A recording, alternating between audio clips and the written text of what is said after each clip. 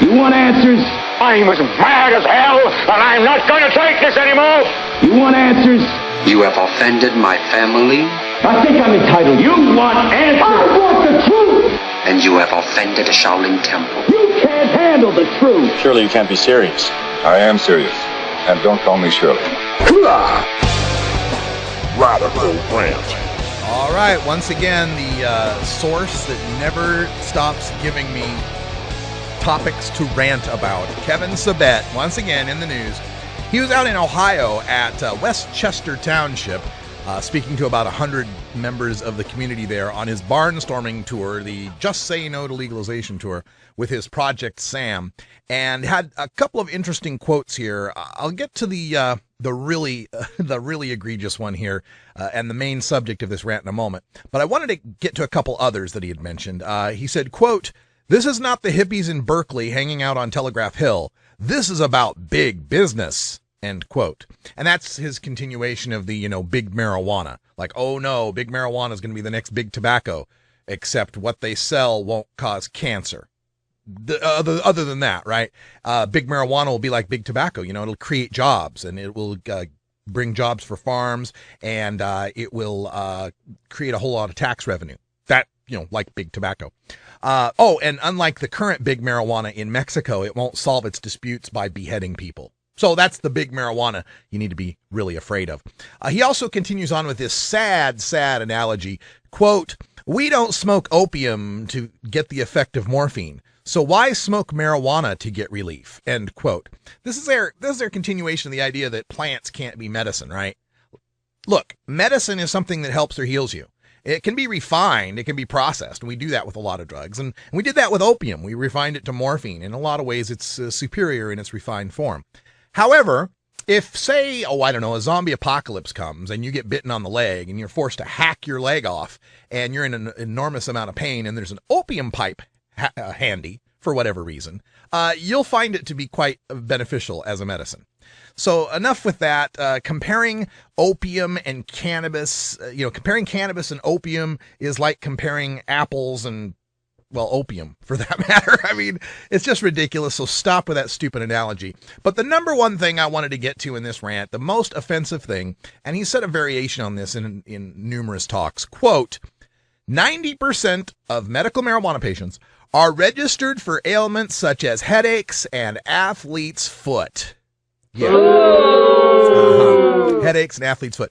Kevin Sabet, I hereby defy you to find one of the 54,000 medical marijuana patients in Oregon who is registered solely for athlete's foot. I defy you.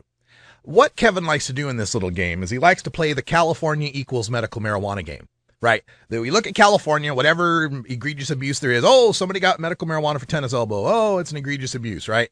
Rather than using, acetaminophen or Tylenol or something. But, egregious abuse because, California equals medical marijuana. Here's a news bulletin, Kevin. California is not what medical marijuana is in any other state. There's California, and there's a bunch of other states that have medical marijuana.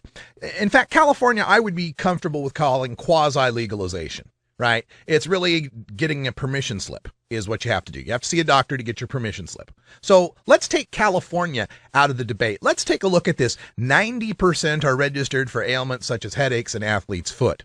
This is a variation on something he said previously, like only 5% are registered for cancer or AIDS. Although the other day he said it was 10% that are registered for cancer or glaucoma.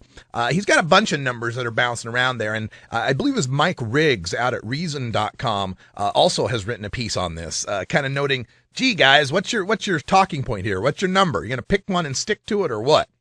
So I decided to actually, look stuff up because that's what I do. And I got some numbers for you here that I'll put up on the screen for those of you that are watching on the live feed. And for those of you who are listening on the podcast, I'll describe them to you. It's kind of tough coming by some of these statistics.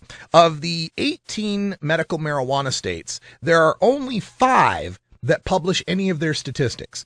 And of course, California doesn't have a registry, so there's really no statistics to find. Washington State, no registry, doesn't really have statistics. Other states don't bother to, keep the statistics. The law doesn't require them to, like, say, Maine or something.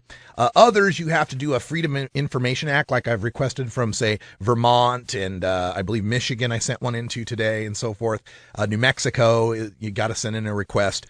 But there's 5 states, Oregon, Colorado, Montana, Nevada, and Arizona, that publish their statistics for medical marijuana program on the web. So I looked them up. Now, I'm real familiar with the Oregon one. I've used this for quite a bit. Here's the trick that Kevin Sabet likes to play. He likes to come down to this number here, this pain number, the 51,406 people registered for pain, and then he'll divide that by the 54,000 some odd patients there are and say, aha! 90% of these people are getting their medical marijuana for pain. 93%, 94%, I think he said for Colorado, are getting it just for pain. As if that's a bad thing, right? But that's supposed to mean that they're faking, right? They're lying about their ailment, whatever it might be. Despite the fact that in all these states, most of these states other than California, you have to bring in like doctor's records. You have to have medical records documenting this stuff. But nevertheless, that's his theory, right? That's his hypothesis, is that these people are just faking it. And it represents 95% or 94% or whatever number he picks out of the department of his ass to represent who are faking it. Well, here's the actual problem with that. Number one, in these states, you can register for more than one condition. So, is it possible that having cancer might also give you some pain? Is it possible that having multiple sclerosis might be a little painful? When you take all of the conditions in the state of Oregon and you add them all up, you get almost 80,000 conditions that are being treated out of 54,000 patients. So you got, a bunch of patients that have 2 or more conditions. Now, unfortunately, the Oregon statistics don't give you the breakdown of how many people are registered for how many conditions so that you can accurately tell exactly how many are pain only. But if you take a look at all the conditions divided by the 51,000, or the 51,000 divided by the almost 80,000 conditions there are, then you get 64% of the people in Oregon, of the conditions being treated for marijuana, with medical marijuana, 64% of those are for pain. Now, if you do some little algebra with this, if you do a little work with this, you can come up with some very interesting information. There are a total of 54,500 patients in Oregon. That means there has to be at least 25,000 that are, or at most 25,000 that have 2 or more conditions. Mathematically, it just has to be that way, right? You got almost 80,000 conditions. Got about 55,000 patients. There's got to be about 25,000 of them that have more than one condition. That means about 46.5% of the patients there have more than one condition. Pain could be one of them. Now, if you add up all the conditions on the program that are not pain, that's 28,500 conditions. That's about 52% of all the patients. Now, again, they could be registering for 2 or 3 or 4 things at a time. So even that number is not quite accurate, but it starts to give us some idea of the ballpark. Now, the largest population of non-pain condition in Oregon is the spasticity. That's the multiple sclerosis and other diseases that cause spasticity, which is 14,000 patients.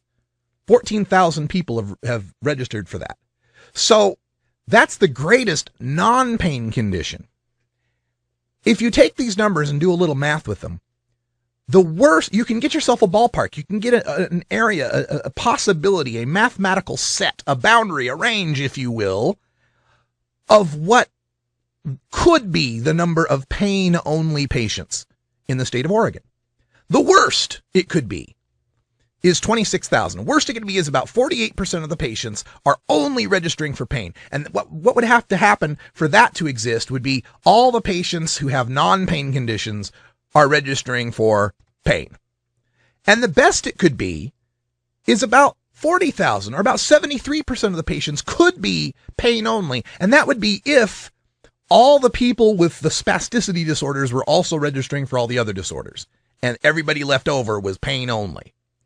So The range of pain-only people in Oregon could only mathematically possibly be between 48 and 73%, and yet Kevin Sabet will like to tell you it's 94.2 because he just divides the number of pain patients by the number of total patients. That's the kind of mathematical trickery he's using to try to fool people about medical marijuana. And these numbers bear out in other states. When we take a look at the Colorado medical marijuana statistics, 73% of all conditions are pain only. And when we look at the numbers, the range can be between 66% and 84% could be pain only, not the 94% that Kevin Sabet likes to claim.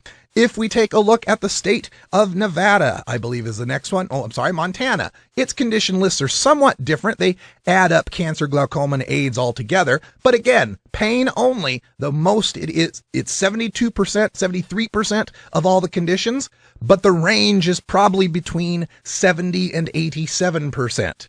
In the state of Nevada, we have registered statistics that show us 61% of all conditions are pain, and the range could be between 43% and 73%, not the 90% that Kevin Sabet would like you to believe it is.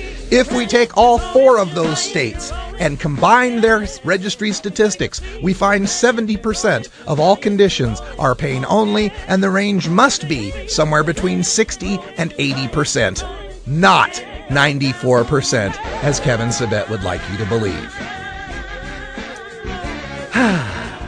Sometimes they make my job far too easy. Now, this may not represent all the rest of the states. Whole lot of states we're not considering here because we don't have their registry statistics online. But when I get those Freedom of Information requests, I'll update that spreadsheet and I'll make a nice big posting of it on my blog at radicalruss.com.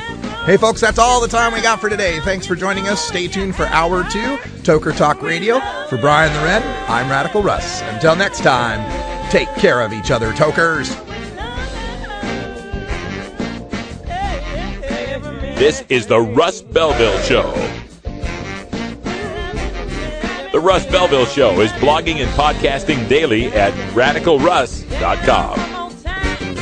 Take a seed, you plant it, you grow it, you dry it, you roll it, you smoke it. You take a seed, you plant it, you grow it, you dry it, you roll it, you smoke it. You take a seed, you plant it, you grow it, you dry it, you roll it, you smoke it, and it goes down.